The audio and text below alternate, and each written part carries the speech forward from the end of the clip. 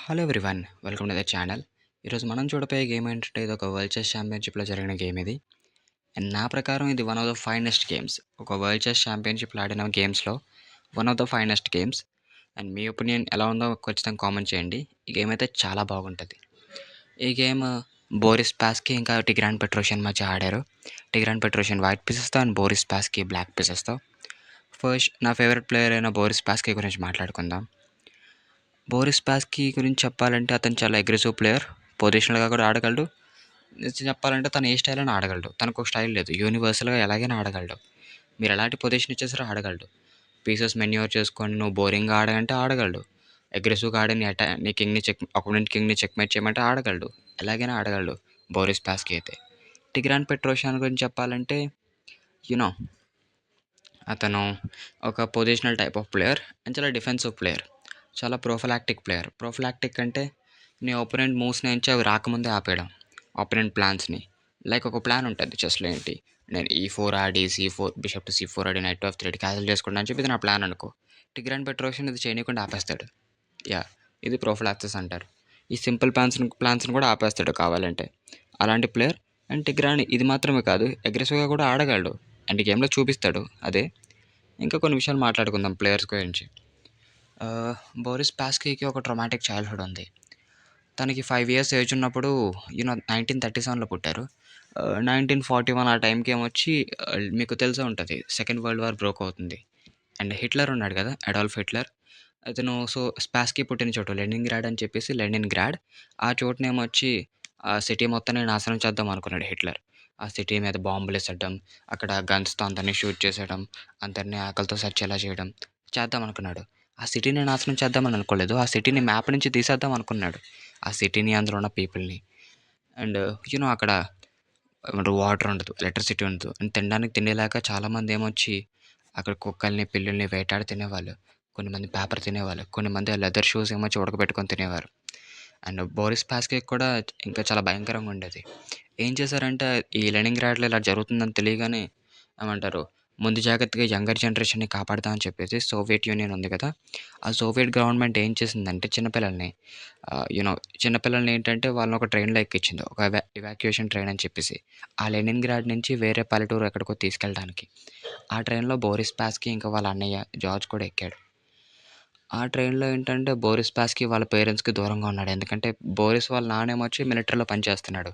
ఇంకా బోరిస్ వాళ్ళ అమ్మేమొచ్చి అక్కడ ఫ్యాక్టరీస్‌లో పనిచేస్తుంది. అక్కడ డిఫెన్సివ్‌గా హెల్ప్ చేయాలి కాబట్టి గవర్నమెంట్‌కి. అండ్ బోరిస్ ఇంకా వాళ్ళ అన్నయ్య చిన్నపిల్లలు కాబట్టి ట్రైన్‌లో ఎక్కారు. ట్రైన్‌లో ఎక్కి వాళ్ళేంచి 1000 కిలోమీటర్స్ దూరం అది. 1000 కిలోమీటర్స్ దూరం. సో, 650 మైల్స్ అలా దూరం. అండ్ ఆ ట్రైన్ ఒక్క రోజులో ఎళ్ళలేదు. కొన్ని రోజులు పట్టింది. దాదాపు ఒక వారం పట్టింది ఆ ట్రైన్ ఎళ్ళడానికి. ఎందుకంటే దారిలో చాలా కష్టాలున్నాయి. లైక్ అప్పుడప్పుడు ట్రైన్ కావాలని ఆపేస్తారు. ఇంకా చాలా చాలా పనులున్నాయి. ఈ మిలిటరీ బ్లాకేడ్ ఒకటి. ఇలాంటి పనుల వల్ల ట్రైన్ ఆపేయాల్సొస్తది. అండ్ ఆ ట్రైన్‌లోనే బోరిస్ పాస్కీకేమో అప్పటికి చిన్న పిల్లాడు కదా! ప్రపంచం మొత్తం ఇలా జరుగుతుందని, చుట్టూ ఇలా జరుగుతుంది, మనుషులు చచ్చిపోతున్నారు, ఎక్కడ చూసినా రక్తమే ఉందని తెలియగానే భయమేస్తది గదా! వాళ్ళ అన్నయ్య ఏం చేశాడంటే ఒక చెస్ బోర్డ్ ఇంకా అవన్నీ ఉన్నాయి గదా! దాంతో వాళ్ళ బోరిస్ పాస్కీకేమోచ్చి పీసెస్ ఎలా కదులుతాయి, చెస్ రూల్స్ అన్నీ నేర్పించాడు ఆ ట్రైన్‌లో. ఆ కొన్ని రోజుల్లో చెస్ రూల్స్ అనేవి నేర్చుకున్నాడు. సరే ట్రైన్ జర్నీ అయిపోయిన తర్వాత అతనేమొచ్చి ఒక ఆర్ఫనేజ్‌కెళ్లారు. ఆ ఆర్ఫనేజ్ అనాథాశ్రయం కూడా అంత సరిగ్గా లేదు. అక్కడ కూడా ఫుడ్‌కి చాలా తక్కువ కొలతుంది. అంటే ఫుడ్‌కి చాలా కొలతుంది. పిల్లలు చాలా ఎక్కువ మందున్నారు. చాలా ఓవర్ క్రౌడెడ్‌గా ఉంది. అక్కడేమొచ్చి ఒక యుద్ధంలో తప్పిపోయిన అనాథల్లా బతికారు. బోరిస్ ఇంకా వాళ్ళ అన్నయ్య. అండ్ ఆ ఆర్ఫనేజ్‌లోనే బోరిస్ పాస్‌కి ఏమొచ్చి చెస్ ఇంకా అడిక్ట్ అయిపోయాడు. ఎందుకంటే తను ఏమంటారు రీకాల్ చేసుకున్నట్టు ఒకసారి చెప్పాడు. చెస్ అనేది నాకొక సాంచురీలా ఉందని చెప్పేసి. సాంచురీ అంటే ఏంటంటే ఇప్పుడు ఎక్స్‌టింక్ట్ అవుతున్న యానిమల్స్‌ని లైక్ బెంగాల్ టైగర్స్ గానీ, ఇంకా మిగతా యానిమల్స్ కొన్ని ఎక్స్‌టింక్ట్ అవుతున్నాయి కదా! అంతరించిపోతున్నాయిగా. అలాంటి యానిమల్స్‌ని కాపాడడానికి ఉండే ప్లేసెస్‌ని సాంచురీ అంటారు. యానిమల్స్ మాత్రమే కాదు మిగతావి కూడా బర్డ్స్ గానీ, ఫ్లవర్స్ గానీ అలాగా. ఇది దేనికైనా సాంచురీ ఉంటది. అండ్ బోరిస్ పాస్కీకి చెస్ అనేది ఒక సాంచురీలా పనికొచ్చింది. ప్రపంచం చుట్టూ ఏం జరుగుతున్నా సరే, తన చుట్టూ ఏం జరుగుతున్నా సరే చెస్ బోర్డ్ మీద ఫోకస్ చేసేవాడు. అండ్ అలాగే చెస్ తనకి చాలా హెల్ప్ చేసింది. కోపింగ్ మెకానిజం లాగా. హెల్ప్ చేయడంతో అతను మళ్ళీ 5 ఇయర్స్ తర్వాత అతనికి ఏజ్ 10 వచ్చి యూ నో 1946 అలాగా మళ్ళీ లెనిన్‌గ్రాడ్ తిరిగొచ్చాడు. వాళ్ళ పేరెంట్స్‌తో యునైట్ అయ్యాడు. బట్ ఆ టైంకే అతనేమొచ్చి కొంచెం చెస్‌లో చాలా ఇమిడిపోయి ఉన్నాడు. అండ్ ఆ టైంలో ఏమొచ్చి ఒక సైమల్టేనియస్ ఎగ్జిబిషన్ ఆడాడు. ఆ సైమల్టేనియస్ ఎగ్జిబిషన్‌లో మిఖాయిల్ బాట్వినిక్‌ని ఓడించాడు. మిఖాయిల్ బాట్వినిక్‌ని. ఆ టైంకి వరల్డ్ ఛాంపియన్ కాలేదు కానీ అప్పటికే ఉన్నాడు. సో, మిఖాయిల్ బాట్వినిక్‌ని ఆ టైంకి ఓడించాడు ఎగ్జిబిషన్‌లో. అండ్ లేటర్ తన కెరియర్‌లో సక్సెస్ అవుతూ ముందుకెళ్లారు. 1950s దాకా తన కెరియర్‌లో సక్సెస్ ఉంది గానీ, వరల్డ్ చెస్ ఛాంపియన్‌షిప్‌కి ఎంత ట్రై చేద్దాం అనుకున్నా సరే అవ్వట్లేదు. తర్వాత 1966లో 65లో క్యాండిడేట్స్ గెలిచారు. అండ్ క్యాండిడేట్స్‌లో మామూలుగా గెలలేదు. ఇప్పుడు సిండరో ఉన్నాడు కదా! జావోకిర్ సిండరో. జావోకిర్ సిండరో ఎలా గెలిచాడు? ఎన్ని మందిని ఓడించాడు? ఇంకా ఏ స్ట్రీక్ గుర్తుంది కదా! 5 విన్స్ వరుసగా. 5-6 విన్స్ వరుసగా అలాగా. ఇన్ని క్లాసికల్ గేమ్స్ ఒకేసారి వరుసగా ఎలా గెలుస్తూ ఎళ్తారు? ఒక చెస్ మిషన్‌లో ఆడాడు కదా! అండ్ బోరిస్ పాస్కీ కూడా అలాంటిదే చేశాడు. ఇంకా టాప్ గ్రాండ్ మాస్టర్స్‌ని ఓడించాడు. పాల్ కెరిస్ గాని, ఎఫ్ఎం గెలస్ గాని, మిఖాయిల్ తాల్‌ని ఫైనల్స్‌లో ఓడించాడు. So, incredible. అండ్ అందుకే ఏమంటారు పెట్రోషియన్ అప్పుడు వరల్డ్ ఛాంపియన్. బోరిస్ స్పాస్‌కి ఛాలెంజర్‌కి అర్హత పొందాడు. ఎందుకంటే క్యాండిడేట్స్ గెలిచాడు కాబట్టి. సో, పెట్రోషియన్, స్పాస్కియా అని చెప్పేసి చాలామంది గ్రాండ్ మాస్టర్స్‌ని అడిగారు. సోవియట్ న్యూస్ పేపర్ ఒకటుంది ట్రెడ్ అని చెప్పేసి. ఆ ట్రెడ్ ఏమొచ్చి మీరెవరు గెలుస్తారనుకుంటున్నారు? పెట్రోషియన్ గెలుస్తాడా? స్పాస్కీ గెలుస్తారా? అని అడిగితే చాలామంది గ్రాండ్ మాస్టర్స్ స్పాస్కీకే ఓటేశారు. లైక్ ఎవరెవరు? మిఖాయిల్ తాల్ స్పాస్కీకి ఓటేశాడు. ఎఫ్ఎం గెలస్ స్పాస్కీకి ఓటేశాడు. వాసిలిస్ మిస్లో స్పాస్కీకి ఓటేశాడు. ఇంకా పాల్ కెరెస్ స్పాస్కీకి ఓటేశాడు. ఇంకా శామ్యూల్ రెషోవ్స్కీ స్పాస్కీకి ఓటేశాడు. ఇంకా మిగైల్ నైడార్ఫ్ కూడా స్పాస్కీకే ఓటేశాడు. ఈళ్ళందరూ స్పాస్కీ గెలుస్తారన్నారు. ఇప్పుడు ప్రెజెంట్ సిట్యుయేషన్ కూడా అదే కదా! మీరు ఏ గ్రాండ్ మాస్టర్‌ని అడిగినా సరే అందరూ యూనో సిండరో గెలుస్తారని అంటున్నారు. గుకేష్ గెలుస్తారని ఎవరు అనట్లేదు. ఎందుకంటే అందరికి అర్థమవుతుంది ఏం జరుగుతదో. బట్ తెలీదుగా ఎవరికీ తెలీదు ఏం జరుగుతదో చూద్దాం. అండ్ ఒకే ఒక గ్రాండ్ మాస్టర్ స్టాల్బర్గ్ అని చెప్పేసి గిడియన్ స్టాల్బర్గ్ అతను ఒకడే పెట్రోషియన్ గెలుస్తారని చెప్పి ఓటేశాడు. And okay. ఈ గేమ్ అయిపోయినతో చెప్తాను. అసలు మ్యాచ్ 24 గేమ్స్‌లో ఎవరు గెలిచారు అని చెప్పేసి. అండ్ ఇప్పుడు స్పాస్కీ గురించి తెలుసుకుందాం. స్పాస్కీ యూనివర్సల్ ప్లేయర్. ఏ స్టైల్‌లో అయినా ఆడగలరు. ఇప్పుడు పెట్రోషియన్ గురించి కొంచెం మాట్లాడుకుందాం. Petrosian one of my favourite players కాకపోవచ్చు. బట్ అతని స్టోరీ చాలా ఇంట్రెస్టింగ్ ఉంటది. అతను కూడా నార్మల్ కష్టాలేం పడలేదు. ఏంటి అతను 1940 అతను పుట్టినప్పుడు నుంచి వెంటనే అక్కడ మీకు తెలిసిందే కదా! వార్ టైమ్ అది. వరల్డ్ వార్ 1, వరల్డ్ వార్ 2 అవుతుంది. అండ్ వరల్డ్ వార్ 2 వచ్చేసింది. ఆ వరల్డ్ వార్ 2లో ఏమొచ్చి తన పేరెంట్స్‌ని కోల్పోయాడు. తన పేరెంట్స్‌ని కోల్పోయి అతను బతకడానికి ఏమొచ్చి అక్కడ సోవియట్ ఆహ్, యూ నో ఆ ఏరియాలో ఏమొచ్చి వీధులు ఊడ్చుకుంటూ బతకాలి. వీధులు ఊడ్చుకుంటూ బతకాలి. అండ్ అతను చాలా పేదరికంలో ఉన్నాడు. చెస్ లేకపోయినుంటే తన జీవితం ఉండేది కాదు. తను ఫైనాన్షియల్‌గా స్టేబుల్ అయ్యాడన్నా, తను మళ్ళీ ఒక అడుగేసుకొని తనేదో బతుకుతున్నాడన్నా చెస్ వల్లే. సో, తనేమో ఎప్పుడూ చెస్‌కి గ్రేట్‌ఫుల్‌గా ఉంటారు. అండ్ ఆ టైంలో మాస్టర్స్ అందరూ చెస్‌కి గ్రేట్‌ఫుల్‌గానే ఉంటారు. ఎందుకంటే వార్ టైమ్ అది. చెస్ అనేది ఒక జస్ట్ గేమ్ లాగా, ఒక ప్రొఫెషన్‌లా కాకుండా ఒక రిలీజియన్ లాగా భావించేవారాళ్ళు.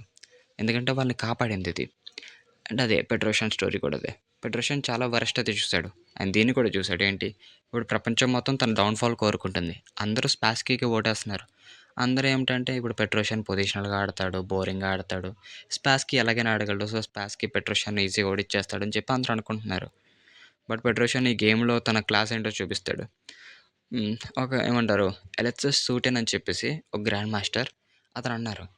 పెట్రోషియాన్‌కున్న అడ్వాంటేజ్ ఏంటంటే, వాళ్ళ అపోనెంట్స్‌కి ఎప్పుడూ తెలీదు. పెట్రోషియన్ ఏమొచ్చి తన లోపల ఉన్న మిఖాయిల్ తాల్‌ని ఎప్పుడు బయటికి తీస్తాడో. తన లోపల ఉన్న మిఖాయిల్ తాల్‌ని బయటికి తీయడం అంటే, తన లోపల ఉన్న అగ్రెసివ్‌నెస్‌ని ఎప్పుడు బయటికి తీస్తాడో. చాలామంది నమ్మేదేంటంటే, పెట్రోషియన్ ఏమొచ్చి అటాక్ చేయగలడు. అంటే పెట్రోషియన్ అటాక్ చేస్తాడు, చేయనని కాదు. పెట్రోషియన్ ఏంటంటే, మిఖాయిల్ తాల్‌లాగా అగ్రెసివ్‌గా అటాక్ చేయగలడు. బట్ చేయడానికి తనకు బద్ధకం. తనకి కాలిక్యులేట్ చేయడం ఇష్టం లేదు. సో, అందుకే అటాక్ చేయడు ఎక్కువ. ఎక్కువ పొజిషనల్‌గా ఆడుతూ ఉంటాడు. అండ్ పెట్రోషియన్ గనుక ఒక్కసారి డిసైడ్ అయ్యాడనుకో, నాకు డ్రా చాలు అని డిసైడ్ అయ్యాడనుకో, ఖచ్చితంగా డ్రా చేసే ఎళ్తాడు. మీరెంత గింజుకున్నా మీరు మిఖాయిల్ తాల్ అయినా సరే, మీరు స్టాక్ ఫిష్ అయినా సరే డ్రా చేసే ఎళ్తాడు. ఐ మీన్ ఖచ్చితంగా స్టాక్ ఫిష్ అయితే విన్ అయిపోద్ది. బట్ ఆ టైంలో స్టాక్ ఫిష్ కొంచెం వీక్‌గా ఉంటది కదా! అది చెప్తున్నా. సో, పెట్రోషియన్ గురించి అది. అండ్ లేవ్ పాల్‌కియాస్కీ అని చెప్పేసి ఒక గ్రాండ్ మాస్టర్. అతనేమన్నాడంటే, ఆ రోజుల్లో పెట్రోషియన్ తన పీక్‌లో ఉన్నప్పుడు, ఆ టైంలో సోవియట్ ఛాంపియన్‌షిప్ గెలడం ఈజీ కానీ, పెట్రోషియన్ ఎదురుగా ఒక గేమ్ గెలడం చాలా కష్టం అని చెప్పేవారు. అంటే ఇంపాసిబుల్ అది. సోవియట్ ఛాంపియన్‌షిప్ అయినా ఈజీగా గెలిచేయొచ్చు. కానీ పెట్రోషియన్ ఎదురుగా ఒక గేమ్ గెలడం చాలా కష్టం.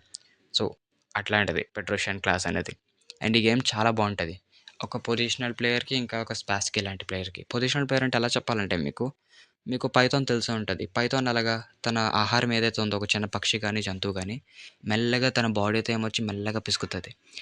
పిసికి ఊపిరాడని దాకా మెల్లగా పిసికి చంపేస్తది. తప్పించుకోవడానికి ఏముండదు. అండ్ ఈ గేమ్ అలా ఉండదు. కొంచెం అగ్రెసివ్‌గా ఉంటది. ఇంక వెంటనే గేమ్‌ని స్టార్ట్ చేద్దాం.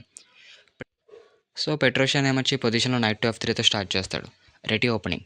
అండ్ గుకేష్ కూడా ఎప్పుడు ఈ ఓపెనింగ్‌తోనే స్టార్ట్ చేస్తాడు. సో, చాలా సిమిలారిటీస్ ఉన్నాయి పెట్రోషియన్‌కి, గుకేష్‌కి. అందరూ గుకేష్ ఒక డౌన్‌ఫాల్ కోరుకుంటున్నారు. అండ్ అందరూ పెట్రోషియన్ ఒక డౌన్‌ఫాల్ కోరుకుంటున్నారు. అని తను చూపిస్తాడు. ఇప్పుడు రెడీ ఓపెనింగ్‌తో ఎలా చూపిస్తానో. అండ్ స్పాస్‌కి ఏమొచ్చి చూస్తాడు. ఈ స్క్వేర్స్ నైట్ కంట్రోల్ చేస్తుంది. సో, నేను ఇప్పుడు ఈ5 ఆడలేను. అని అందుకే నైట్ డెవలప్ చేసుకుంటాడు. నేను ఈ5 ఆడలేను సరే, నువ్వు కూడా ఈ4 ఆడలేవు అని చెప్పేసి. And okay. పెట్రోషియన్ ఏమొచ్చి నైట్‌తో సెంటర్‌ని కంట్రోల్ చేస్తున్నాగా, ఇప్పుడు నా బిషప్‌తో కూడా కంట్రోల్ చేస్తా అని చెప్పేసి జీ6 ఆడతాడు. ఎందుకు? నా బిషప్‌ని ఫేంచడ చేసుకుంటా అని చెప్పేసి. బట్ ఈ జీ6 మూవ్ వల్ల ఏం జరుగుతదంటే, ఇక్కడ లైట్ స్క్వేర్ వీక్‌నెసెస్ వస్తాయి మీకు. సో, ఈ బిషప్ మీకు చాలా ఇంపార్టెంట్. బిషప్ లేకపోతే మీకు చాలా ప్రాబ్లమ్స్‌లో పడతారు. అండ్ బ్లాక్ కూడా అదే ప్రాబ్లమ్. బ్లాక్ కూడా జీ6 ఆడిందనుకో డార్క్ స్క్వేర్ వీక్‌నెసెస్ వస్తాయి. అండ్ ఈ బిషప్ లేకపోతే చాలా ప్రాబ్లమ్స్ ఉంటాయి. And okay. స్పాస్‌కి కూడా జీ6 ఆడతాడు. పెట్రోషియన్ ఏమొచ్చి బిషప్ ఫేంచడ చేసుకోవచ్చు. బట్ పెట్రోషియన్ ఏమొచ్చి సెంటర్‌లో కొంచెం స్పేస్ గెయిన్ చేద్దాం అనుకుంటాడు. అందుకే సి4 ఆడతాడు. ఇంగ్లీష్ ఓపెనింగ్ సెటప్ లాగా సి4 ఆడతాడు. అండ్ కావాలంటే క్యాటలాన్‌లా కూడా ట్రాన్స్‌పోజ్ చేయొచ్చు. డి4 ఇక్కడ డి4 ఆడి, బ్లాక్ డి5 ఆడిన తర్వాత ఫ్యాన్ కట్ చేసుకొని క్యాటలాన్ సెటప్ చేసుకోవచ్చు కావాలంటే. And okay. సి4 ఇక్కడ స్పేస్‌ని గెయిన్ చేస్తూ అండ్ నైట్ డెవలప్ చేస్తాడు కదా! సి పాన్ బ్లాక్ అవ్వకూడదని చెప్పేసి. ఇక్కడ స్పాస్‌కి ఏమొచ్చి బిషప్ టు జీ7 ఆడతాడు. తన బిషప్‌ని లాంగ్ డయాగ్నల్‌లో పెడుతూ. పీటర్సన్ కూడా అదే చేస్తాడు. స్పాస్‌కి సింపుల్‌గా క్యాజలింగ్ చేసుకుంటాడు. తన కింగ్‌ని సేఫ్టీలోకి తెచ్చుకుంటూ. పీటర్సన్ కూడా అదే చేస్తాడు. అండ్ ఈ పొజిషన్ చాలా కామన్. యూనో మిఖాయల్ తాల్ ఎక్కువ ఎప్పుడు కింగ్స్ ఇన్ డిఫెన్స్ ఆడేవాడు. So, Mikhail Tal king's in డిఫెన్స్‌ని ఆపడానికి ఆ టైంలో 1950స్, 60స్‌లో ఈ ఈ సెటప్ చాలా కామన్. Double ఫియాన్షాటో variation. నువ్వు కూడా వైట్ కూడా ఫియాన్షాటో చేస్తది. ఈ బ్లాక్ ఆఫ్ కింగ్స్ ఇన్ డిఫెన్స్‌ని ఆపడానికి. అండ్ పీటర్సన్ కూడా ఈ అప్రోచ్‌కెళ్తాడు. అండ్ ఈ పొజిషన్‌లో కామన్ మూవ్ ఏంటంటే డి6. డి6 ఎందుకు ఆడతారంటే ఈ5 ఆడడానికి. బట్ స్పాస్‌కి ఏమో ఆ టైంలో ఒక స్పెసిఫిక్ వేరియేషన్ ఆడతాడు. దాన్ని పానో వేరియేషన్ అంటారు. పానో పీఏఎన్ఎన్ఓ పానో. ఇది గ్రాండ్ మాస్టర్ ఆస్కార్ పానో తర్వాత నేమే ఉంది. అతను ఎక్కువ ఆడేవారు. ఈ వేరియేషన్ నైట్ టు సి6. అండ్ చాలా నార్మల్‌గా అనిపిస్తుంది నైట్ టు సి6 అంటే. బట్ ఈ వేరియేషన్ ఐడియా ఏంటంటే నువ్వు ఏ6, బీ5 ఆడి ఇక్కడ లైన్స్ ఓపెన్ చేస్తావు. 1 మినిట్. యాహ్! నైట్ టు సి6 తర్వాత నువ్వు ఏ6, బీ5 ఆడి ఇక్కడ లైన్స్ ఓపెన్ చేస్తావు. నువ్వు బీ5 ఆడేటప్పుడు ఇక్కడ ఏమైనా నైట్ ఉందనుకో డిఫెండ్ చేయడానికి. నువ్వు రూక్ టు బీ8 ఆడి ఇక్కడ లైన్స్ ఓపెన్ చేసి, ఈ బిషప్ కూడా కూడిన తర్వాత ఈ నైట్ ఏంచి ఇక్కడికొచ్చి పాన్‌ని అటాక్ చేస్తది. నువ్వు క్వీన్ సైడ్ కౌంటర్ ప్లే తయారు చేస్తావు. కింగ్స్ ఇన్ డిఫెన్స్‌లో. కింగ్స్ ఇన్ డిఫెన్స్‌లో అందరూ కింగ్ సైడ్ అటాక్ చేస్తారనుకుంటున్నారు. బట్ బ్లాక్ క్వీన్ సైడ్ కూడా అటాక్ చేస్తది. అండ్ నేనైతే ఎక్కువ క్వీన్ సైడ్ అటాక్ చేయను. But yeah! స్పాస్‌కి చేయడానికి ట్రై చేస్తాడు. అండ్ ఇక్కడ పెట్రోషియన్ ఏమొచ్చి నైట్ టు సి3 ఆడతాడు. సింపుల్‌గా డెవలప్ చేసుకుంటాడు అండ్ ఈ4 ప్రిపేర్ చేస్తాడు కావాలంటే. అండ్ స్పాస్‌కి ఏమొచ్చి పొజిషన్‌లో డి6 ఆడతాడు. యూనో ఈ5 ప్రిపేర్ చేయడానికి అండ్ తర్వాత తన బిషప్ కూడా డెవలప్ చేసుకొని ట్రేడ్ చేసుకోవచ్చు. లేదా తన బిషప్‌ని ఇక్కడే ఉంచి ఒక డిఫెండింగ్ పీస్‌లో ఉంచొచ్చు కావాలంటే. అండ్ ఇక్కడ పెట్రోషియన్ అన్నాడు, "వెల్ మ్యాన్ నువ్వు కూడా హైపర్ మోడర్న్ స్టైల్‌లో ఆడుతున్నావు. నువ్వు ఏ పాన్‌ని సెంటర్‌లో పెట్టట్లే. నేను కూడా ఏ పాన్‌ని సెంటర్‌లో పెట్టట్లే. ఐ మీన్ ఒక పాన్ ఉంది గానీ, ఇది అది మరీ అంత సెంటర్ పాన్ అయితే కాదు. ఫ్లాంక్ పాన్ అది. సో, నేను ఒక పాన్‌ని సెంటర్‌లో పెడతా" అని చెప్పేసి పాన్ టు డి4 ఆడతాడు పెట్రోషియన్. పాన్ టు డి4 యూనో ఇక్కడ ఈ స్పేస్‌ని గెయిన్ చేస్తూ అండ్ ఈ మూవ్ వచ్చిందనుకో చాలా ప్రాబ్లమ్స్ కూడా పడతాడు స్పాస్‌కి. బట్ స్పాస్‌కి అలౌ చేస్తాడు. స్పాస్‌కి అలౌ చేస్తాడు ఆ మూవ్‌ని. స్పాస్‌కి ఏ6 ఆడతాడు. ఈ మూవ్‌ని అలౌ చేస్తాడు. బట్ పెట్రోషియన్ ఆ మూవ్ చేయడు. ఏమన్నా నాకు ఒక రీజన్ కనిపించట్లే ఆ మూవ్ చేయకుండా ఉండడానికి. మేబీ యూనో మేబీ కొన్ని ఐడియాస్ ఉంటాయేమో నాకంత ఐడియా లేదు కానీ ఈ4 ఆడకుండా ఇక్కడ పెట్రోషియన్ ఏంటంటే, ఇప్పుడు స్పేస్ గెయిన్ చేయొచ్చు అని చెప్పేసి డి5 ఆడతాడు. డి5 ఇప్పుడైతే నువ్వు ప్రశాంతంగా బీ5 ఆడలో నీ నైట్ అటాక్‌లో ఉందని చెప్పి పెట్రోషియన్ చెప్తున్నాడు. స్పాస్‌కి ఓకే. నేనిప్పుడు ఈ పాన్‌ని అటాక్ చేస్తా. నువ్వేం చేస్తావు అని చెప్పి పెట్రోషియన్ అడుగుతున్నాడు. అండ్ ఇక్కడ నార్మల్ మూవ్ ఏంటంటే నేనైతే కంపల్సరీ ఆడే మూవ్ ఏంటంటే బీ3. ఈ మూవ్ తర్వాత బీ3 ఆడతాను. ఇంత న్యాచురల్‌గా ఏముంటది. ఈ బీ3 ఆడి పాన్‌ని ప్రొటెక్ట్ చేసుకుంటా. బట్ ఇక్కడ మీరు చూసినట్టయితే ఈ బిషప్ ఇలా చూస్తుంది. అండ్ యూనో ఈ మూవ్ గాలిలో ఉంది. నైట్ టేక్స్ ఆన్ డి5 సింపుల్‌గా నైట్‌ని సాక్రిఫైస్ చేయడం ఎందుకంటే ఇక్కడ బిషప్ దించొస్తుంది. అండ్ ఇలాంటి మూవ్స్ ఉన్నాయి. కానీ గమ్మత్తేంటో తెలుసా? కంప్యూటర్ ప్రకారం బెస్ట్ మూవ్ బీ3యే. కంప్యూటర్ అయితే బీ3 ఆడతది. ఎందుకంటే ఒక వేరియేషన్ ఎలా ఉంటదంటే తీసిన తర్వాత నువ్వు రూక్‌ని సాక్రిఫైస్ చేస్తావు. అండ్ తీసిన తర్వాత సారీ నాట్ దేర్. తీసిన తర్వాత నువ్వు బిషప్ టు డి2 ఆడతావు. ఈ నైట్‌ని అటాక్ చేస్తావు. అండ్ వెల్ గేమ్ అలా కంటిన్యూ అవుతది. వైట్ ఏంచి ఒక సింపుల్‌గా ఒక రుక్‌కి ఒక నైట్ బిషప్ విన్ అవుతది కావాలంటే ఒక రుక్ కోసం. బట్ పెట్రోషియన్ ఇలా ఎళ్ళలేదు. పెట్రోషియాన్‌కి కాలిక్యులేట్ చేయడం ఇష్టం లేదని చెప్పాను కదా ఎక్కువ. కాలిక్యులేట్ చేస్తాడు గానీ మరీ ఇలా చేయలేదు. సో, పెట్రోషియన్ నుంచి ఒక డీప్ ప్రొఫిలాక్టిక్ మూవ్ ఆడాడు. ఏంటి?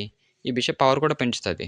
నీకది బెస్ట్ వేరియేషన్ అయినా సరే నీకు light square, dark square bishop ఒక పవర్ పెంచుతది. సో, ఇందాకల చెప్పినట్టు ప్రొఫిలాక్టిక్‌గా ఆడేవాడు. తన పీసెస్‌కేంచి ఛాన్స్ ఇచ్చేవాడు కాదు అపోనెంట్ పీసెస్‌కి యాక్టివేట్ చేయడానికి. అందుకే ఈ పొజిషన్‌లో ఎవరు ఎక్స్‌పెక్ట్ చేయనేమో అందరూ అనుకుంటున్నారు పెట్రోషియా నుంచి బీ3 ఆడతాడని. బట్ ఈ పొజిషన్‌లో పెట్రోషియా నుంచి నైట్ డీ2 ఆడాడు. జస్ట్ ఇలా డిఫెండ్ చేసుకుంటే నేను లైట్ స్క్వేర్ బిషప్‌ని ఓపెన్ చేస్తూ. మీరు అనుకుంటుండొచ్చు మరి డార్క్ స్క్వేర్ బిషప్ పరిస్థితి ఏంటని. ఏముంది సింపుల్‌గా డార్క్ స్క్వేర్ బిషప్ నుంచి బీ3 ఆడిన తర్వాత ఫెయిన్ కింద చేసుకోవచ్చు. సో, పెద్ద ప్రాబ్లమ్స్ ఏం లేవు. అండ్ ఈ మూవ్ చాలా ఇన్‌స్ట్రక్టివ్ మూవ్. మీరు గుర్తెట్టుకోండి. మీ కింగ్స్ ఇన్ డిఫెన్స్ గేమ్స్‌లో మీరు ఎప్పుడైనా ఆడొచ్చు. And okay.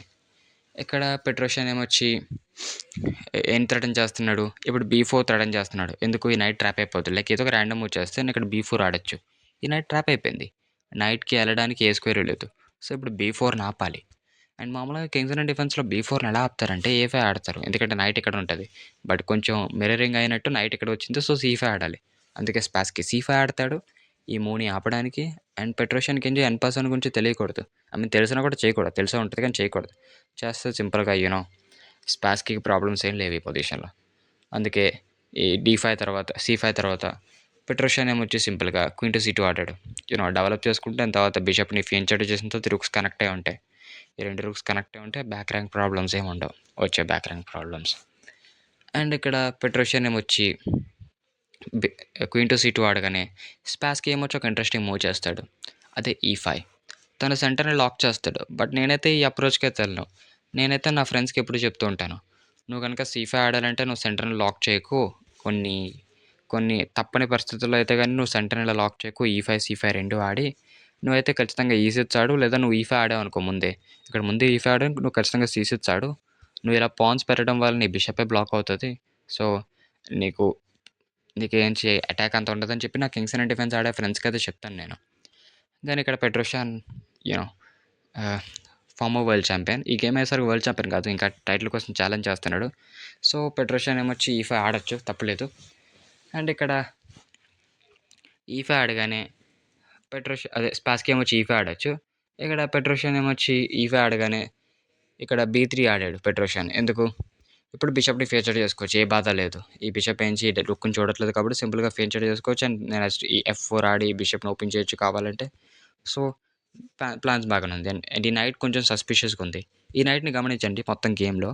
ఈ నైట్ ఇంకెప్పుడు కదలదు గేమ్‌లో. గేమ్ జరుగుతుంటది గానీ నైట్ అయితే కదలదు. గేమ్ చివరి దాకా ఈ నైట్ అయితే కదలదు. ఓకే. అండ్ బీ3 ఆడిన తర్వాత ఇక బిషప్‌ని ఫీచర్ చేద్దాం అని చెప్పేసి స్పాస్‌కి ఇక్కడేమొచ్చి నైట్ టు జీ4 ఆడాడు. జస్ట్ ఈ నైట్ నుంచి కొంచెం అనాయంగా ఉంచుతున్నాడు. ఇప్పుడు కొన్ని వీక్‌నెసెస్ ఫోర్స్ చేస్తున్నాడు కావాలంటే. నువ్వు ఇక్కడ హెచ్3 ఆడావనుకో హెచ్3 ఆడావనుకో సింపుల్‌గా వెనక్కెళ్తాను. అండ్ ఈ పాన్ కొంచెం వీక్‌గా ఉంటది. అండ్ నువ్వు ఎఫ్3 ఆడావనుకో ఇది మిస్టేక్. ఎందుకంటే నా దగ్గర ఈ 4కి ఉంటది. అండ్ బాబీ ఫిషర్ అయితే బిషప్‌ని తీసుకుంటాడు. ఒక ఫేమస్ గేమ్ కూడా ఉంది. ఆ గేమ్ ఎప్పుడైనా కవర్ చేద్దాం. బట్ ఈ పొజిషన్‌లో ఇక్కడ ఎఫ్3, హెచ్3 2 ఆడకుండా పెట్రోషియా నుంచి ఈ4 ఆడాడు. యూనో తన టర్మ్స్‌లో తన సెంటర్‌ని లాక్ చేస్తున్నాడు అండ్ చాలా స్పేస్ గెయిన్ చేస్తున్నాడు. తర్వాత ఎఫ్4 ఆడతాడు, ఎఫ్5 ఆడతాడు కావాలంటే. తన స్టైల్‌లో తను ఆడతాడు కావాలంటే. లేకపోతే పొజిషనల్‌గా ఆడుతూ ఉంటాడు సేఫ్‌గా ఆడడానికి. అండ్ ఈ4 ఆడిన తర్వాత ఇక్కడ స్పాస్‌కి ఏమొచ్చి ఎఫ్5 ఆడతాడు. యూనో ఆహ్, ఈ ఈ పాన్ ఏమొచ్చి ఛాలెంజ్ చేస్తా. అండ్ ఒక రూల్ ఉంది. గ్రాండ్ మాస్టర్ బెన్ ఫైన్ కూడా చెప్పాడు ఈ రూల్. ఎప్పుడైనా నీ అపోనెంట్ ఎఫ్5 ఆడితే నువ్వు ఈ టేక్స్ ఆన్ ఎఫ్5 ఖచ్చితంగా ఆడాలి అని చెప్పేసి. అండ్ పెట్రోషియన్ కూడా అదే చేస్తాడు. ఈ టేక్స్ ఆన్ ఎఫ్5 తన బిషప్ డయాగ్నల్ ఓపెన్ చేయడానికి. అందుకే ఈ టేక్స్ ఆన్ ఎఫ్5 ఆడాడు. అండ్ నువ్వు రుక్‌తో తీయొచ్చు. బట్ రుక్‌తో తీసిన తర్వాత నీ అటాక్ అంత స్ట్రాంగ్‌గా అనిపించట్లేదు. ఎందుకంటే నువ్వు ఇటు వెళ్ళినా సరే నేను సింపుల్‌గా ఈ మూవ్ చేయొచ్చు. లైక్ ఏదో రాండమ్ మూవ్ చేసిన తర్వాత నువ్వు ఇటు వెళ్ళినా సరే నేను సింపుల్‌గా ఇటు వెళ్ళినా సరే నువ్వు సింపుల్‌గా ఈ మూవ్ చేయొచ్చు. నీ నైట్ వెళ్ళిపోయిన తర్వాత ఈ పాన్స్ ఏమొచ్చి నాకు మంచి బ్లాకేడింగ్‌లో ఉన్నాయి. అండ్ కొంచెం ప్రాబ్లమ్స్ ఉంటాయి గానీ నేను సింపుల్‌గా నా క్వీన్ తెచ్చుకోవచ్చు. నా నైట్ తెచ్చుకోవచ్చు. ఈజీగా డిఫెన్స్‌కి తెచ్చుకోవచ్చు. నాకు ప్రాబ్లమ్స్ ఏం లేవు. అందుకే నువ్వు ఊహించి రుక్‌తో తీయకూడదు ఈ పొజిషన్‌లో. నువ్వు పాన్‌తో తీయాలి. అండ్ ఈ ఫైల్ ఓపెన్ చేయాలి. ఈ జీ5 ఓపెన్ అవుతే ఎంత డేంజరస్‌గా ఉంటదో నా ఫస్ట్ గేమ్‌లో చూసే ఉంటారు. నా కింగ్స్ ఇన్ డిఫెన్స్ గేమ్‌లో. రౌండ్ 2లో ఆడిన గేమ్ అది. మీరు ఖచ్చితంగా చూసే ఉంటారు. అందుకే స్పాస్‌కి కూడా ఈ ఫైల్ ఓపెన్ చేస్తాడు. అండ్ స్పాస్‌కి చాలా అన్‌కాంప్రమైజింగ్ ప్లేయర్. తనకి యూనో ఇలాగ మామూలుగా ఆడడం అయితే ఇష్టం లేదు. And okay. ఇక్కడ పెట్రోషియన్ వచ్చి చాలా డీప్ మూవ్ ఆడతాడు. ఈ మూవ్‌నైతే మీరు గుర్తుంచుకోండి. చాలా నా గేమ్‌లో నచ్చిన మూవ్ అయితే ఇది కాదు గానీ, you know one one of my favourite moves ఈ గేమ్‌లో. నాకు నచ్చిన కొన్ని ఫేవరెట్ మూవ్స్‌లో ఇదొకటి. ఈ పొజిషన్‌లో పెట్రోషియన్ ఏమొచ్చి నైట్ టు ఈవెన్ ఆడతాడు. Knight to even seriously. నైట్‌ని వెనక్కి పెట్టుకుంటాడు. ఎందుకు? ఈ స్క్వేర్‌ని కవర్ చేయడానికి. ఇది పాసివ్‌గా ఉందనుకుంటారు గానీ, ఈ నైట్ చాలా యూజ్‌ఫుల్‌గా ఉంటది తర్వాత. ఈ నైట్ ఒక పెద్ద మూవ్ చేస్తది. మీరు షాక్ అయిపోతారు. అండ్ ఈ స్క్వేర్‌ని కవర్ చేస్తుంది. అండ్ ఇప్పుడు ఎఫ్3 తడని చేస్తున్నాడు. ఎఫ్3 ఆడి తర్వాత ఎఫ్4 ఆడతాడు కావాలంటే. అందుకే ఇక్కడ పెట్రోషియన్ ఏమొచ్చి ఈ నైట్ టు ఈవెన్ ఆడిన తర్వాత స్పాస్కీ ఏమొచ్చి తన పానో అటాక్ గురించి చెప్పాను కదా! పానో వేరియేషన్ గురించి దాని ఐడియా గురించి ట్రై చేస్తాడు. ఇప్పుడు ఈ నైట్ ఇక్కడ వెళ్ళిపోవడం వల్ల నువ్వు రుక్కుని తెచ్చుకొని డిఫెండ్ చేయాల్సిన అవసరం లేదు. నువ్వు డైరెక్ట్‌గా ఆడొచ్చు బీ5. సో, స్పాస్కీ ఏమొచ్చి బీ5 ఆడతాడు ఈ పొజిషన్‌లో. క్వీన్ సైడ్‌ని కంప్లీట్‌లీ ఓపెన్ చేద్దాం అని చెప్పేసి. అండ్ పెట్రోషియన్ ఏమొచ్చి ఎఫ్3 ఆడతాడు. ఈ నైట్‌ని తరిమేద్దాం అని చెప్పేసి. అండ్ నైట్ వెనక్కెళ్ళిన తర్వాత ఎఫ్4 ఆడతాడు. బట్ ఇక్కడ స్పాస్కీ ఏమొచ్చి షాక్ చేస్తాడు అందరిని. ఈ పొజిషన్‌లో తన నైట్‌ని సాక్రిఫైస్ చేస్తాడు. ఎలాగా? ఈ5 ఆడతాడు. ఈ4 ఆడతాడు. తన నైట్‌ని సాక్రిఫైస్ చేస్తూ. ఎందుకంటే తన రుక్ హ్యాంగ్ అవుతుంది ఇక్కడ. పెట్రోషియన్ చూసాడు. అందుకే బిషప్ టు బీ2 ఆడతాడు.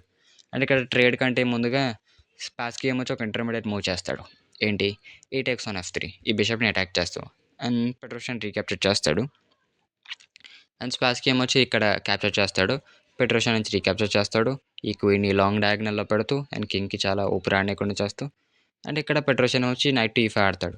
ఈ క్వీన్ డయాగ్నల్‌ని మోస్తూ ఈ నైట్‌ని ఏమొచ్చి సెంటర్‌లో పెడుతూ చాలా స్క్వేర్స్ కంట్రోల్ చేస్తుంది బై ద వే. సో, ఈ నైట్ ఏమొచ్చి కొంచెం స్ట్రాంగ్ పీస్ అనే చెప్పొచ్చు. చాలా స్క్వేర్స్‌ని అయితే కవర్ చేస్తుంది. అండ్ ఈ బిషప్ నుంచి బిషప్ టు ఈ2 ఆడతారు పెట్రోషియన్. ఈ బిషప్ నుంచి నైట్‌ని కంట్రోల్ చేయడానికి. ఈ బిషప్ చాలా పవర్‌ఫుల్‌గా కంట్రోల్ చేస్తుంది. అండ్ ఇక్కడ స్పాస్కీ ఏమొచ్చి చూపిస్తాడు. తన ఇంటెన్షన్ చూపిస్తాడు. ఏంటి? నాకు ఈ గేమ్ ఎలాగైనా గెలాలి ఉందని చెప్పేసి. ఎందుకంటే దీనికంటే ముందు గేమ్‌లో పెట్రోషియన్ ఏమొచ్చి ఒక గేమ్ గెలిచాడు. ఒక గేమ్ గెలిచి లీడ్‌లో ఉన్నాడు. సో, ఈ గేమ్ గెలిస్తే 2 పాయింట్స్ లీడ్‌లో ఉంటాడు. అందుకే ఈ గేమ్ 10 ఎలాగైనా గెలాలి అని చెప్పేసి స్పాస్కీ ఏమొచ్చి చాలా అగ్రెసివ్‌గా ఆడతాడు. ఎఫ్4 ఆ పాన్‌ని సాక్రిఫైస్ చేస్తాడు. అండ్ నువ్వు రుక్‌తో తీస్తే పర్లేదు. నేను సింపుల్‌గా ఇలా తీసిన తర్వాత యూ నో నీ క్వీన్ తెచ్చుకున్న తర్వాత కొన్ని ప్రాబ్లమ్స్ ఉంటాయి నీకు. అండ్ ఇదైతే డిఫెండ్ చేసేయొచ్చు ఈజీగా. బట్ కొన్ని ప్రాబ్లమ్స్ ఉంటాయి. అందుకే ఇక్కడ పాన్‌తో తీస్తాడు. అండ్ పాన్‌తో తీసిన తర్వాత కొన్ని ప్రాబ్లమ్స్ ఇప్పుడు ఉంటాయి గానీ మనం ఈ పెట్రోషియన్‌తో డిఫెండ్ చేయగలడు. ఈ నైట్ మీద అటాక్‌తో వచ్చింది. బట్ ఈ పొజిషన్‌లో ఒక క్రేజీ మూవ్ ఉంది. పెట్రోషియన్ ఆడిన మూవ్ ఏమంటారు స్పాస్‌కి ఒక మూవ్ చేయొచ్చు. స్పాస్‌కి ఆ మూవ్ చేయకుండా ఇంకొక వేరే మూవ్ చేశాడు. అందుకే మనకి మాస్టర్ పీస్ వచ్చింది. స్పాస్‌కి ఈ పొజిషన్‌లో రుక్ టేక్స్ ఆన్ ఎఫ్4 ఆడొచ్చు. తన రుక్‌ని సాక్రిఫైస్ చేయొచ్చు. ఎందుకని తీసిన తర్వాత క్వీన్ టు జీ5 చెక్. ఈ రుక్ ఇక్కడ బ్లాక్ చేస్తే బిషప్‌తో తీసేయొచ్చు. అండ్ నువ్వు బిషప్‌తో తీస్తే నేను నైట్‌తో తీస్తాను. నా నైట్‌ని అయితే నువ్వు క్యాప్చర్ చేయలేవు. అండ్ దెన్ అలాగా సింపుల్‌గా నీ కింగ్ అయితే చాలా ప్రాబ్లమ్స్‌లో ఉంటది. ఈ మూవ్ మిస్ అయ్యాడో తెలీదు. లేదా కన్సిడర్ చేయలేదో తెలీదు. కన్సిడర్ చేసుకోవడం ఇంట్రెస్ట్ లేదో తెలీదు. బిషప్ టు హెచ్3 ఆడాడు. ఈ రుక్‌ని అటాక్ చేస్తూ. అంటే ఇప్పుడు నైట్ హ్యాంగ్ అవుతుంది కదా! తీయొచ్చా? వాళ్ళు తీయకూడదు. ఇప్పుడు నైట్‌ని తీస్తే ఇది క్వీన్ టు జీ5 అండ్ ఇది మేట్ ఇంటూ. నువ్వు ఇటు వెళ్దాం అనుకున్నా సరే ఈ రుక్ అలౌ చేయదు. సో, నువ్వు పక్కకెళ్ళిన తర్వాత ఇది మేట్ ఇంటూ. అందుకే నువ్వు ఆ నైట్‌ని క్యాప్చర్ చేయలేవు. ఇక్కడ స్పాస్‌కి తన స్టైల్ చూపిస్తాడు. నా నైట్‌ని వేలాడదీస్తున్నా, నేను రుక్‌ని అటాక్ చేస్తాను. ఇప్పుడు ఏం చేస్తావు అని చెప్పేసి. అండ్ నేనైతే ఈ పొజిషన్‌లో రుక్ టు ఎఫ్2 ఆడతాను. అందుకే నేను పెట్రోషియన్ అంత స్ట్రాంగ్ కాదు. ఈ పొజిషన్‌లో పెట్రోషియన్ చెస్ ప్రపంచాన్ని షాక్ చేశాడు. అండ్ అందరూ రుక్ టు ఎఫ్2 ఆడతాడు అనుకున్నాడు. బట్ పెట్రోషియన్ ఏమొచ్చి నైట్ టు ఈ3 ఆడాడు. సింపుల్‌గా ఈ రుక్‌ని సాక్రిఫైస్ చేస్తూ జస్ట్ ఒక బిషప్‌కి. అండ్ స్పాస్‌కి తీయాలి వేరే దారి లేదు. తీస్తాడు. పెట్రోషియన్ క్యాప్చర్ చేస్తాడు. అండ్ ఇక్కడ స్పాస్‌కి ఏమొచ్చి తన నైట్ వెనక్కెళ్తాడు. ఎందుకంటే ఇది అటాక్‌లో ఉంది కాబట్టి. అటాక్ చేస్తుంది కాబట్టి. అండ్ ఇప్పుడు ఈ పాన్ డబుల్ అటాక్‌లో ఉంది. అండ్ మీరేం చేస్తారు పెట్రోషియన్ ప్లేస్‌లో ఉంటే? మీరు ఆల్రెడీ ఒక ఎక్స్‌చేంజ్ ఇచ్చేసారు. సో, మీరు ఇంకా మెటీరియల్ లూజ్ చేయాలనుకోరు. అందుకే నేనైతే ఈ పొజిషన్‌లో పాన్‌ని పుష్ చేస్తాను. అండ్ నా పొజిషన్ అయితే ప్రామిసింగ్ అనిపిస్తుంది. ఈ నైట్ గేమ్‌లోకి వచ్చే ఛాన్స్ కనిపించట్లే. బట్ పాన్‌ది ఇక్కడ కంటే ఇంకొక స్ట్రాంగ్ మూవ్ ఉంది. అదే పెట్రోషియన్ ఆడతాడు. తను గమనించాడు. ఈ స్క్వేర్స్ అన్నీ నా క్వీన్ కవర్ చేస్తుంది. ఇప్పుడు ఈ లైట్ స్క్వేర్స్ కూడా ఎవరైనా కవర్ చేస్తే బావుంటదని చెప్పేసి తను బిషప్ టు జీ4 ఆడతాడు. ఈ పాన్‌ని సాక్రిఫైస్ చేస్తాడు ఇక్కడ. 2 పీసెస్ అటాక్ చేస్తున్నాడు. ఒక పీసే డిఫెండ్ చేస్తుంది. తన ఐడియా ఏంటంటే బిషప్ టు ఈ6 చెక్ ఇవ్వడానికి. అండ్ ఈ చెక్ పెడితే చాలా డెడ్లీగా ఉంటది. సో, ఆ చెక్ కోసం ఏమొచ్చేది ఆ పాన్‌ని సాక్రిఫైస్ చేస్తాడు. స్పాస్‌కి తీస్తాడు. తను రుక్‌తో తీస్తే సింపుల్‌గా ఈ చెక్ వస్తది. అండ్ తనకు కొన్ని ప్రాబ్లమ్స్ ఉంటాయి ఇక్కడ. యూ నో కొన్ని ప్రాబ్లమ్స్ ఉంటాయి. తన నుంచి ఇటెళ్ళలేడు. ఏమంటారు? తనకేంచి ఈ డార్క్ స్క్వేర్స్‌కి యాక్సెస్ లేదు కాబట్టి, ఈ లైట్ స్క్వేర్‌కి యాక్సెస్ లేదు కాబట్టి ఇటే ఎళ్ళాలి. ఇటెళ్ళిన తర్వాత నేను సింపుల్‌గా ఇది తీస్తాను. అండ్ తీసిన తర్వాత సింపుల్‌గా ఒక కింగ్ హంట్ స్టార్ట్ అవుతది. అందుకే అందుకే ఈ పొజిషన్‌లో ఏమొచ్చి ఇలాంటి వేరియేషన్స్ ఏం రాకూడదని చెప్పేసి ఇక్కడ ఈ స్క్వేర్‌ని కవర్ చేయడానికి స్పాస్‌కి ఏమొచ్చి నైట్ టేక్స్ అనే F4 ఆడతాడు. ఈ స్క్వేర్‌ని కవర్ చేయడానికి. బట్ పెట్రోషన్ నెవర్తలెస్ ఏమొచ్చి తన రెండో రూక్‌ని కూడా ఇచ్చేయడానికి సిద్ధపడ్డాడు. Exactly. Rook takes on F4. Brilliant move. తన సెకండ్ రూక్‌ని కూడా ఇచ్చేసాడు. అండ్ అసల వరల్డ్ చెస్ ఛాంపియన్‌షిప్‌లో ఇలాంటి గేమ్ ఆడడం అంటే ఇంకా గ్రేట్ అసల. And okay. స్పాస్‌కి తీయాలి వేరే దారి లేదు. తీస్తాడు. And Petrosian bishop to e6 check ఇస్తాడు. అండ్ ఇప్పుడు తను పక్కకెళ్ళాడనుకో ఈ చెక్ వస్తది. అండ్ మెల్లగా తన కింగ్ ఏమొచ్చి హంట్ అవుతది. సో ఇలా ప్రాబ్లమ్స్ రాకూడదని చెప్పేసి స్పాస్‌కి ఏమొచ్చి కొంచెం మెటీరియల్ తిరిగి ఇచ్చేద్దాం అనుకున్నాడు. సో రూక్ టు F7 ఆడతాడు. ఈ రూక్‌ని ఏమొచ్చి అక్కడ పెడతావు. నువ్వు తీసుకుంటే మంచిదే అని చెప్పేసి. అండ్ పెట్రోషన్ పొజిషన్ చూస్తున్నట్టయితే పెట్రోషన్‌కి ఒక నైట్, ఒక బిషప్ ఉంది 2 రూక్స్‌కి. అంటే స్పాస్‌కి దగ్గర 2 రూక్స్ ఉన్నాయి. పెట్రోషన్‌కి ఒక నైట్, బిషప్ ఉంది. సో 2 ఎక్స్‌చేంజెస్ డౌన్‌లో ఉన్నాడు. అయినా సరే ఈ పొజిషన్ ఆడడానికి సిద్ధపడ్డాడు. ఎందుకంటే ఇది పొజిషనల్ కాంపెన్సేషన్. ఎవరైనా వైట్ పీసెస్తోనే ఆడతారు అన్నట్టు. మీరు ఎవరైనా బ్లాక్ పీసెస్ ఎంచుకుంటే చాలా ప్రాబ్లమ్ మీకే. ఈ పొజిషన్‌లో పాస్‌కి night rook to F7 ఎలాగానే Petrosian తన నైట్‌ని ముందుకు తెచ్చుకుంటాడు. ఇప్పుడు నా నైట్స్‌తో నేను ప్రాబ్లమ్స్ సృష్టిస్తా అని. స్పాస్‌కి ఏమొచ్చి ఒక లాస్ట్ ట్రై చేస్తాడు. క్వీన్ టు H4 సింపుల్‌గా ఈ చెక్ ఇచ్చి ఈ నైట్ కదిలిందనుకో ఈ చెక్ ఇచ్చి ఈ నైట్‌ని తీసుకుందాం అని చెప్పేసి పెట్రోషన్ అంటాడు నువ్వు తీసుకోవచ్చు అని చెప్పేసి నైట్ టేక్స్ అని ఈ D6 ఆడతాడు. అండ్ ఈ నైట్ టు E6 మూవ్ తర్వాత ఈ రుక్ అటాక్‌లో ఉంది.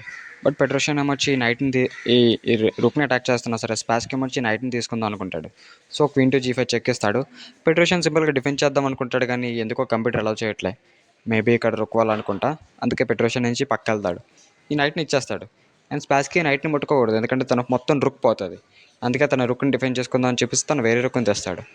అండ్ ఇక్కడ పెట్రోషన్ ఏమొచ్చి చెస్ ప్రపంచాన్ని మొత్తాన్ని షాక్ చేసేలా ఒక ఏమంటారు ఒక టాక్టిక్‌ని కనిపెట్టాడు.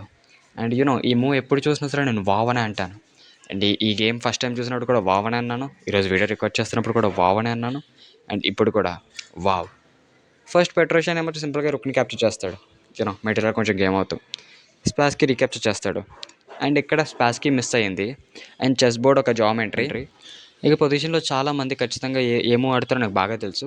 ఈ పొజిషన్ మీరు ఏ చెస్ టాక్టిక్స్ బుక్స్ తీసుకున్న కవర్ పేజ్‌లో ఉంటది. లేదా ఖచ్చితంగా ఫస్ట్ పేజ్‌లో గాని ఆ చెస్ టాక్టిక్స్ బుక్స్‌లో ఉంటది.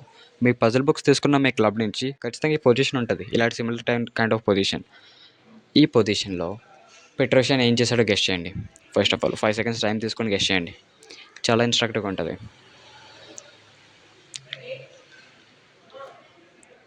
గెస్ చేసారా? ఈ పొజిషన్‌లో పెట్రోషన్ తన క్వీన్‌ని పట్టుకొని క్వీన్ టు H8 చెక్. తన క్వీన్‌ని సాక్రిఫైస్ చేశాడు. Brilliant move. అండ్ వేరే దారి లేదు తీయాలి. అండ్ తీసిన తర్వాత ఈ ఫ్యామిలీ ఫోర్క్ వస్తుంది. లైక్ నువ్వు తీసిన తర్వాత ఫోర్క్ రుక్ని క్యాప్చర్ చేసి ఫోర్క్ అండ్ తీసిన తర్వాత ఈ క్వీన్ని క్యాప్చర్ చేయడం. అండ్ చూడండి ఈ పొజిషన్ చూడండి. ఈ నైట్ నుంచి ట్రాప్ అయిపోయి ఉంది. అండ్ ఈ నైట్ని మూవ్ చేస్తే ఈ పాన్స్ ఏమొచ్చి రోల్ అవుతూ ఉంటాయి అండ్ పక్కన వెళ్తూ ఉంటాయి. అండ్ నువ్వు పాన్ తీసినా సరే సింపుల్గా నీ క్యాప్చర్ చేస్తున్నాను అలాగ తీసినా సరే సింపుల్గా రీక్యాప్చర్ చేస్తాను. అండ్ ఈ నైట్ బయటికి రావడానికి చాలా టైం పడుద్ది. అండ్ నా 2 నైట్స్ చాలా ఈజీగా గెలిచేయచ్చు నీ ఒక్క నైట్‌తో. పొజిషన్‌లో Petrosian ఏమొచ్చి queen to H8 check ఇవ్వగానే క్వీన్ టు H8 చెక్ ఇవ్వగానే స్పాస్‌కి రిజైన్ చేసేసాడు. వెల్ డిజర్వ్డ్ అసల. అందరూ ఎక్స్పెక్ట్ చేశారంటే పెట్రోషన్ మ్యాచ్ ఓడిపోతాడు అనుకున్నారు. బట్ మ్యాచ్ 24 గేమ్స్ తర్వాత 12.5 to 11.5 పెట్రోషన్ ఫేవర్‌లో. పెట్రోషన్‌కి 12.5 స్పాస్‌కి 11.5 అందుకే పెట్రోషన్ ఏమొచ్చి తన టైటిల్‌ని డిఫెండ్ చేసుకున్నాడు. తన టైటిల్‌ని డిఫెండ్ చేసుకున్నాడు. అండ్ అసలు చాలా పెద్ద అచీవ్‌మెంట్. తను ప్రూవ్ చేశాడు. తనెందుకు అందరూ ఐరన్ టిగ్రాన్ అంటారని. ఇనుమ టిగ్రాన్ అని చాలా సాలిడ్‌గా ఉంటాడని చెప్పేసి. అండ్ దాని తర్వాత 1969లో మళ్ళీ వీరిద్దరే వరల్డ్ చెస్ ఛాంపియన్‌షిప్ ఆడతారు. అంటే అప్పుడు ఇంకా టిగ్రాన్ పెట్రోషన్ వరల్డ్ ఛాంపియన్ అయ్యాడు. స్పాస్‌కి మళ్ళీ క్యాండిడేట్స్ గెలుస్తాడు. మళ్ళీ క్యాండిడేట్స్ గెలిచి ఈసారి పెట్రోషాన్ని మామూలుగా ఓడించాడు. చాలా బాగా ఓడిస్తాడు. అండ్ స్పాస్‌కి కూడా ఒక గేమ్ గెలుస్తాడు. అంటే ఈ దాంట్లో గెలుస్తాడు గానీ, ఇది కాకుండా 1969 వరల్డ్ చెస్ ఛాంపియన్‌షిప్‌లో ఒక ఇంట్రెస్టింగ్ గేమ్ గెలుస్తాడు స్విట్జర్లాండ్ నైడార్ఫ్‌లో. ఆ గేమ్ మనం నెక్స్ట్ వీడియోలో కవర్ చేద్దాం. చాలా ఇంట్రెస్టింగ్‌గా ఉంటది. అండ్ సారీ ఈ వీడియో కొంచెం లెంత్ ఎక్కువ ఉంది. బట్ నేనైతే డిస్కస్ చేద్దాం అనుకున్నవన్నీ మీకు ఈ వీడియోలో చెప్దాం అనుకున్నా. అండ్ వీడియో చాలా నచ్చుతది మీకు. ఖచ్చితంగా మీకు వీడియో నచ్చినట్టయితే వీడియోని లైక్ చేయండి, షేర్ చేయండి అండ్ ఛానల్‌ని సబ్స్క్రైబ్ చేసుకోండి. అండ్ మీ తెలుగు చెస్ ఫ్రెండ్స్ అందరికీ ఈ వీడియోని షేర్ చేయండి. ఛానల్ గ్రోత్ పెంచడానికి. Thank you for watching. Bye bye.